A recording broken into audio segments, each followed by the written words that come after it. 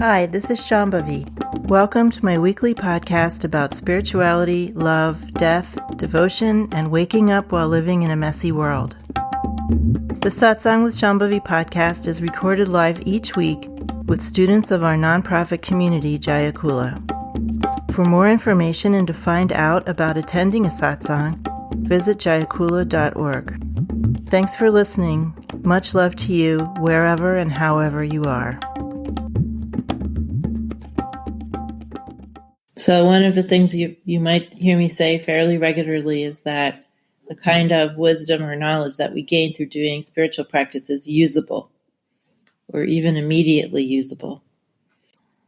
Today I was editing for a previous satsang, and I said something in it about not liking the Western term philosophy and applying that to the view of our traditions. Philosophy, of course, means love of knowledge. And the kind of knowledge that is talked about in Western philosophy is not that usable. It's a kind of knowing that's mostly intellectual, although not entirely. There are practical applications, but more indirectly than the kind of usable knowledge that we gain through doing practice. When we have contact with our real nature, with living presence, or you could say God or the self, or as Anandamayi just said, that, when we have contact with that, it is immediately equal to having some kind of greater understanding about reality and how it works. It is also equal to more feelings of devotion or more access to devotion. So we don't, in philosophy, let's say, which I studied a lot of when I was in university, you study philosophy and then maybe it is very practical, and then you think about how you're going to put it into use in your everyday life, and you strategize about that, perhaps. Or maybe you read some philosophy that changes your outlook in a way that changes your behavior, which is more akin to what I'm talking about. But actually opening your gates of perception to the self, the fundament of all of reality, is absolutely simultaneous with and equal to gaining more understanding, more wisdom, and more devotion. So you are instantly transformed, as if you had encountered a magic wand or something like that. There's no gap between having that experience and having more skillfulness in life and being able to experience more devotion. Sometimes this comes about incrementally. Sometimes it comes about in some larger kind of experience. But mostly it kind of sneaks up on us is what I find. One day we just realize that something has been transformed and now we have more skill. Now we're more open-hearted. Now we have more patience. Now we understand more about ritual. Now we understand more about how the different layers of reality relate to each other. Now we understand more about how things come into being and go out of being. Now we have a greater understanding of death and birth. These things just sneak up on us. Now we have more capacity to feel the condition of others, to understand what's happening for other people, not just for ourselves. Now suddenly we feel love and tenderness toward people we don't even know, who, maybe we would have been irritating to us before. This is usable wisdom, usable knowledge of the self. When our compassion increases naturally, we're not trying to cultivate anything. We're not trying to decide anything. We're not strategizing. How can I be more compassionate? The minute anybody asks that question, you're already in mind land. You're not in the natural state.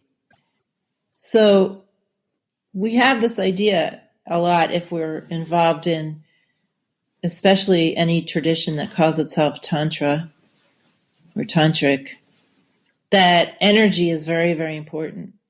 And you'll hear a lot of people online and even well-placed spiritual teachers talking about getting control of your energy, feeling your energy, doing magical things with your energy, getting energy from them at a cost. As if what Tantra is about is somehow having these big energetic experiences. And that is not what it's about. So we have 3 basic ways that we can experience the self. One is physically. We have a physical body. Things present as physical experiences. Everybody has contact with that. Then we have energetic experiences. The very first kind of energetic experience everybody has, even though they don't call it this, is experiences of emotions. So in this tradition, emotions are an aspect of our energy body. And of course, that affects our physical body too. But our experiences of emotions can be very insular. We only experience our own emotions, or we only experience very gross emotions from other people, or it can be extremely subtle, where we actually know how other people are feeling in a very fine-grained way. These are very common experiences. We can all say, well, I have an experience of the energy body or the energy layer of existence because I experience emotions and I experience other people's emotions. Thoughts are also are also energy. So we have that experience of energy. But then there is more subtle energy than that. What we could call it prana, or we could call it kundalini, or we could call it just the subtle energy body. We can have the experience of the vibratory nature of things, including what we call space. So again, if we're talking about the energy body, there's also a kind of a continuum from gross to subtle that opens up for us as we're practicing. But the actual reality, the base state of reality from which these more gross experiences of energy in the physical are arising is wisdom. And this is what you don't hear if you are, in general, if you're studying in a tradition calling itself Tantra in the United States. And it's also what you sometimes don't hear from Buddhist traditions, where this is the absolute teaching in a lot of Buddhist traditions, that reality is made of wisdom, but they kind of, hold that back while they're giving you more relative teachings. So the actual fundament, what everything is made of, is wisdom. And so when you have direct contact with that through your senses, you are having contact with it all the time, you're just not aware of it, right? So for instance, if you are some kind of animal that lives very close to the ground and you don't know what an airplane is, you're being affected by an airplane. Maybe your body feels rumblings from an airplane passing above. But if you don't know that airplane, if you're ignorant of its nature, then you can't go to the airport and get on a plane. It's the same thing with us. We're immersed in the rumblings of wisdom, but because we're unaware of it, we can't do much with it. We can't participate in it fully. So when we become aware of it, it instantly transforms our relationship to everything. And again, that can happen very subtly, and it can happen in a big way. And, spiritual life is sort of, a steady hum with some big boring bits in between, and then some, big exciting bits every now and then. That's basically the musical score of spiritual life. So when we experience the wisdom that is everything, our whole relationship to reality changes. Our skills change. Our ability to be compassionate and truly kind, and to truly have unconditioned feeling of kindness toward everyone. No conditions, no conditions. This is the wisdom that is this reality, has no conditions. It's made of compassion. It's made of mercy. It's made of kindness. It's made of intelligence. So we literally become more intelligent when we become aware of that. And we have this idea that we have to make all of these things happen. we have to cultivate compassion. We have to do this, we have to do that. But that's not true. All we need to do is relax and open our senses, and then wisdom just comes to us and teaches us. It's the teacher. It will tell us, it will change us. We have to just become very, very deeply, deeply relaxed. And that means relaxing our body, relaxing our energy, and relaxing all our concepts about everything. Self-concepts, other concepts, world concepts.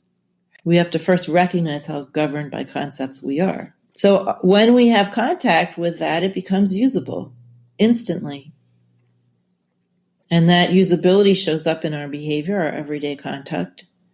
It shows up as what we know about life. What we know about life.